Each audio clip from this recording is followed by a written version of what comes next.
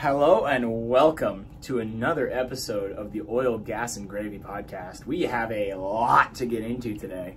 This is Sebastian here with my good partner Griffin. Like you said, we got a good bit to unpack. First things first, we got Canes and Canadiens, but I think that's the lesser news of the day. I definitely think so. Because it's reported that the Carolina Hurricanes have traded for Jake Guentzel, the top player on the market for the trade market.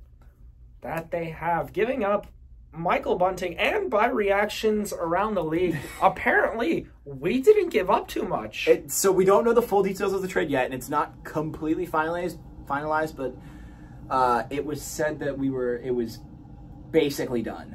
That Guentzel is a Cane. The Athletic reported that he is traded to the Canes.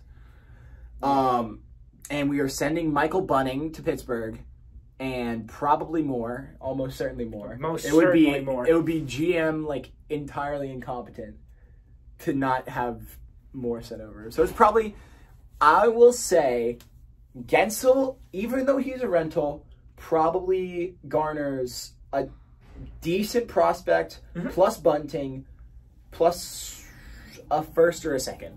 Yeah, definitely. I think you could give someone up like a Suzuki or a Moreau. Those are two prospects you value highly, but yeah. I think given the position of the Canes at this point in the season, I think that's a fair trade to make for Guentzel. Absolutely. I've said it to Sebastian today, but I think that the only 3 Carolina prospects, maybe 4, that I would really be broken up about them being a part of this deal would be Vasily Ponomarev, Alexander Nishkin, and Dylan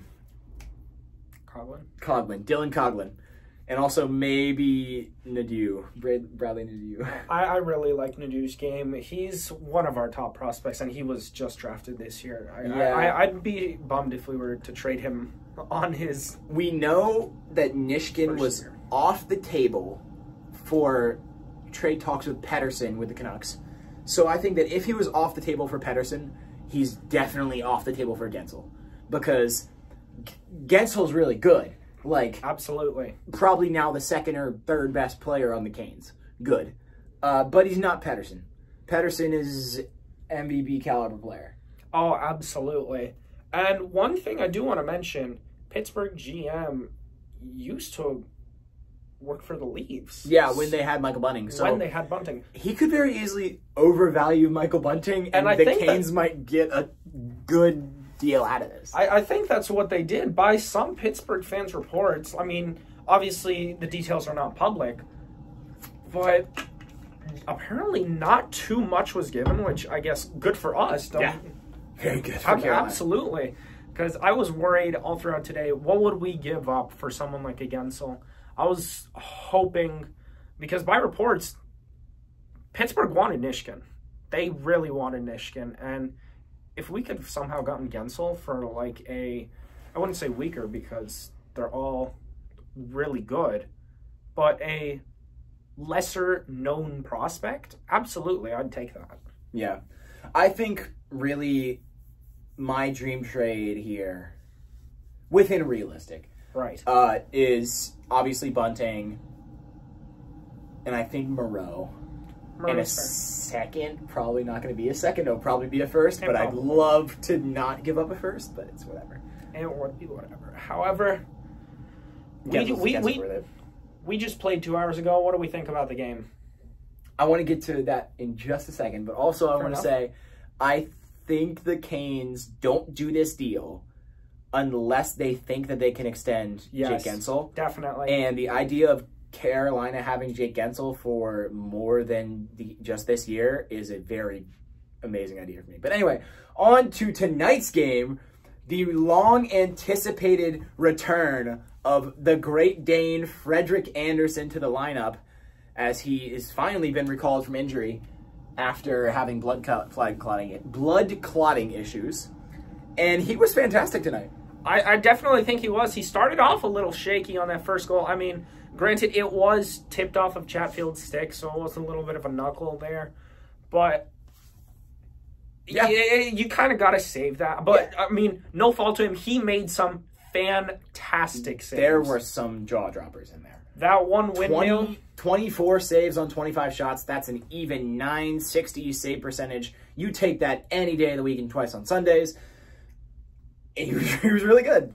And we got to even have time with him off the ice because we got a really long delayed penalty there in the third. I want to really talk about that one. I do too. Our pressure in the third period, it was like night and day comparing this third period to the third periods against Winnipeg. Yeah, that Winnipeg was not fun.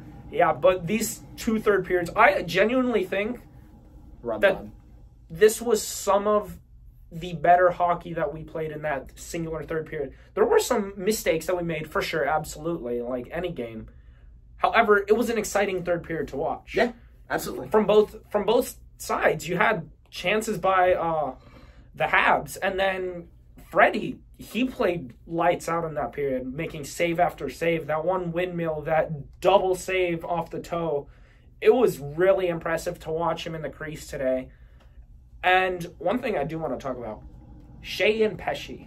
Shea and Pesce, 3 points each. Rather, not 3 points. +3. +3 each for both of them. They were the only players on the ice to do that, except for one, Mr. Andrei Svechnikov, who was also +3. But Shea and Pesce were phenomenal. Brady Shea comes out of this game with 2 goals. I mean, Pesce gets himself an assist, an apple. You can't ask for much more. You really can't. I feel like we started off a bit slow, like I mentioned, in the first period. I think our defense was lacking. Come the second, and honestly, just later in the first, we really started to get to our game. What do we have? 39 shots on goal. That's Carolina Hurricanes hockey right there. Out shooting your opponents, getting puck to the net, and it paid off. 38, yeah. Yeah, it paid off. 4-1. It was a pretty good game. One thing I do want to talk about though. We spent 10 minutes in the box. You can't have that. It was a very penalty-stricken game. It was. There were at least 2 that I can remember that should have been called on Montreal that were not. The goaltender interference in the second period that was blatant and was not called. And then wasn't it a trip down by... I don't remember. Montreal's. I don't remember exactly what the penalty that one was. But I remember that there was 2. Yeah. Anyway, I want to look at Marty Necas. 7 shots on the night. 7 shots on the night. He really, I feel, you said it earlier today, you said it very well. He's maturing. Yeah, he's matured so much since his injury. You can tell that he really thought things through over the time that he was out. Absolutely. And he's come back a far more mature player in pretty much every aspect of his game. Like, there was a decision that he made tonight it was a 2-on-1. Yeah. The defender had the lane completely blocked. Marty Necas, 3 months ago, shoots the puck before he gets to the net. Instead, Necas goes around the net, makes a fantastic decision, and if Montreal doesn't defend it perfectly, it's an easy goal for Carolina. Yeah. And nothing came of it, but it was noticeably mature from a player who's had... I'd probably said some issues with that before. Definitely. He's had a rather selfish reputation, especially earlier this season even. There's moments where he kind of just says, all right, this is my puck. I'm going to go and do my own thing. And honestly, he's still doing that, but at good times. Right. He's making good decisions. Like we said, 7 shots tonight, most on the team. And they're all, I'm not mad at him for any of those shots. There was none of the shots where I was like, Marty, you gotta pass them. No, they were all really good shots. I don't hate them. Earlier, I believe it was against Columbus, that 2-on-1 that he played perfectly. Amazing. He's really just matured as a player, and honestly, this is why we were all so skeptical on whether he would be traded. His market value. He looks. I wouldn't want to trade Martin Necas right now. I definitely wouldn't. However, I wouldn't count it out. It's not probable, but I would not count it out. I would say that because we're getting Guentzel, we probably won't. And because for Guentzel, you didn't have to use Necas as a trade piece there, I don't think they would be willing to give Necas away for anyone else in the market, given, I mean, I don't think Nate just walks in free agency. I definitely don't think he does. I think he likes it here in Carolina with the system that we have and some of the speed that we have, honestly. The line he's a part of right now, well, Bunting's gone.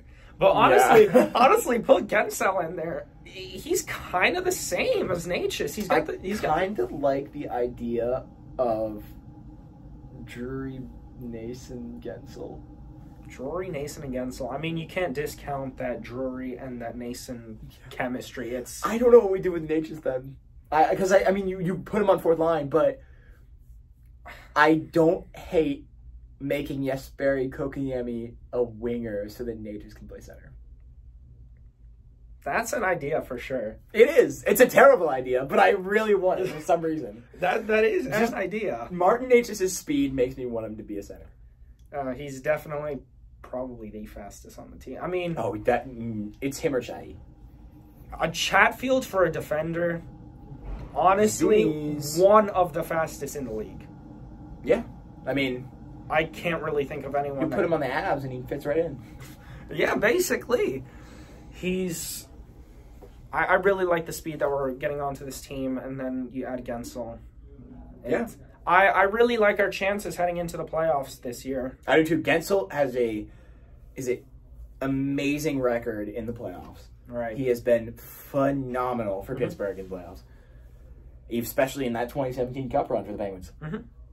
But off the topic of Guentzel, I want to talk about another move that was made today. 3 Carolina Hurricanes players are placed on waivers. Number 1 was Brandon Lemieux, who played tonight because you are allowed to play when you're on waivers. 2 is Tony DeAngelo, who I know that they are trying to trade. Yes. Because they want to give DeAngelo a better situation for him.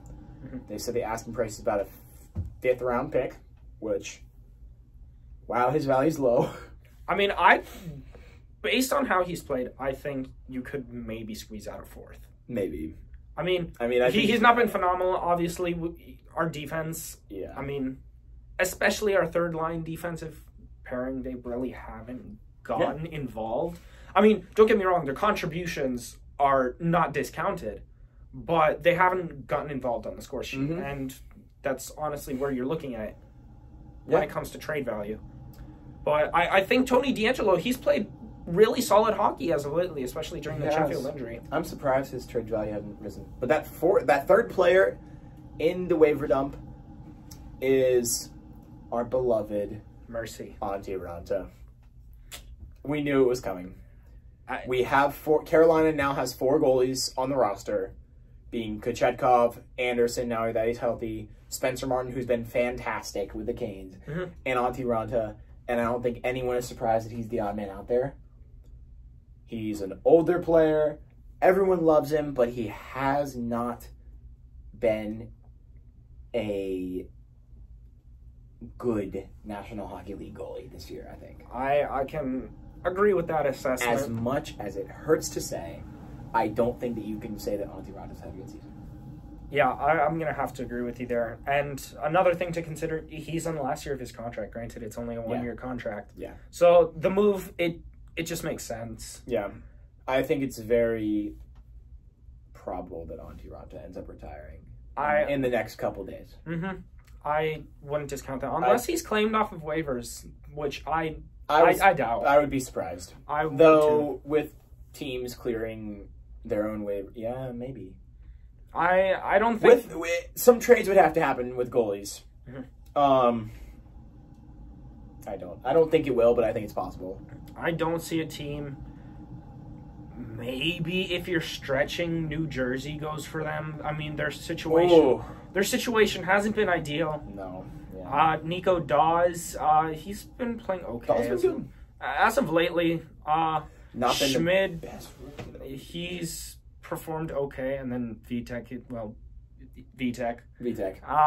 Vanacek. Yeah. I think there was a point in the season where none of them had a plus 900, and I think it's still all of their save percentage are roughly. I mean, there was a point in the season where Carolina, none of them had a 900 or higher. Well, look in at fact, that was a long time actually. That was. But now you look at Pyotr Kochetkov as a top 5 goalie in the hockey league. That's a stretch to say. I don't agree. I think that at this point, I think it's not crazy to say that Pyotr Kochetkov right now is a top 5 National Hockey League goalie. Give me top 10 and I can agree with that. I think top 10 is a given. That's what I'm saying is I don't feel comfortable putting I don't know who I put above him for five guys. Demko. Swayman. Right now? Swayman. I don't know. Hellebuck for sure. Demko, Ottinger for sure. I mean, let's go. Allmark's. No. You can't put Allmark up there. No, Allmark is not up there. I mean, just if you're going off of recent play. No. You can't put Allmark up there. No. But I think you can put Swayman, Demko, Hellebuck, Ottinger up there. Let's go through the teams here. I don't think Georgiev is up there anymore. I think you can put Bobrovsky up there. I think you can. See, however, Kuch out-battled Bobrovsky in the Florida game, and therefore he is better in my mind. So I will put Kuch above Bobrovsky right now by a hair. I'll do it. Okay. Let's. I mean. But I don't think I would rather have Jeremy Swayman than Kuchek. I think I would. I would not. I mean, okay. I think Swayman's playing better, but I'd rather have Kuch. I don't even know if Swayman's playing better. I think Swayman's. I don't think so. I think Boston's defense is better. That's a fair assessment. Boston's defense is definitely better. But no, I definitely think Kuch is a top goalie in the league. Better than Shesterkin. Better than Shesterkin. Absolutely, by a mile. It's better than Sorokin. That's him. Yeah. Better than Sorokin. Better than Ersson. I think Better than Jari. Yeah. As of recently. Better than Jari. As of recently, absolutely. Better than Dawes. Yeah. Pyotr Kochetkov is the best goalie in the Metro Division. That's not a... That's not ridiculous. I can say that. I can agree with that. Honestly, just based off of recent play. Absolutely. I'd take Kochetkov. I mean, recent play. He's been doing it since December. I mean, yes, no, definitely. But Shesterkin, I think he had his little hot streak with the Rangers. What was it? Two weeks ago when they went 9-1. Shesterkin was playing really well. Yeah, but Kochetkov was also playing really well. That he was, which is why I'm saying I think Kochetkov is comfortably the top goalie in the Metro as of now. Yeah, as of now. That's very subject to change, however. Where do you think the Canes' goalie situation right now, being Kochetkov, Martin, and Anderson? And I know we've only seen one game of Anderson. That was a good one. He looked very good. Where do you think that goalie tandem or goalie trio stands in the National Hockey League? Can't take it above Allmark Swayman. Yeah, you can. No, you can't. Yes, you cannot. No, yes, you cannot. I was about to say you cannot. I think that Vancouver's in a weird position because Casey DeSmith is bad. I wouldn't call him bad. He's just extremely inconsistent. See, some nights he'll give up 10 goals. Yep. Yeah. Some nights he will give up 10 goals to the Minnesota Wild. To the Minnesota Wild of all teams. I mean... Wait, we lost to the Wild twice. Never mind. No. Oh, we lost to that once. Yeah, because we should not have won that other game. But we did. What else? I think that it's a better situation than Florida. I don't agree with that. I like Bobrovsky and Stolarz. Stolarz, yeah. I like them better. I like them better. I put Kuch and Bob very close to each other, and I think I would rather have Kuch right now. And I don't think Stolarz compares to how Martin has been and to what Anderson is. I just have a hard time putting them above. Oh, we've forgotten about Vasilevsky. Vasilevsky. He's been very good. Vasilevsky, Johansson. That's a decent pairing. Leafs. What? Yeah. What about the Leafs? Hasn't Leafs been very good too? Samsonov after coming off of waivers. After being horrible, he's been pretty good. Sounds a little familiar, doesn't it? To Spencer Martin. Spencer Martin. And also, beginning of the year, Pyotr Kochetkov. Yeah, basically. Even though Pyotr would go amazing game, then terrible game, then amazing game, then terrible, then terrible, then amazing, then terrible, then mediocre, then terrible, then amazing, amazing, amazing. Yeah. It really wasn't until the Ottawa game where you could see his confidence radiating. Oh my gosh. The Brady Tkachuk trash talk changed this season. Man. And the season. And this season. That was the turning point. The Carolina Hurricanes with Jake Guentzel are winning the Stanley Cup. I think that's a stretch to say. I say we at least win one game in the ECF this time. Not getting swept. The Carolina Hurricanes are not being swept in the Eastern Conference Finals. For the first time since 2006. That would be nice, wouldn't it, partner? I cannot believe we got swept in that series, dude. We got swept against the Panthers. We got swept last time we went to it. Before that. Yeah, that was, no, not the Rangers. It was No. Was it Boston? It was Lightning. It may have been Lightning. I feel like regardless. It doesn't matter. We are winning the Cup this year. And the Rangers are going to lose 10 straight, and we're going to win the Metro.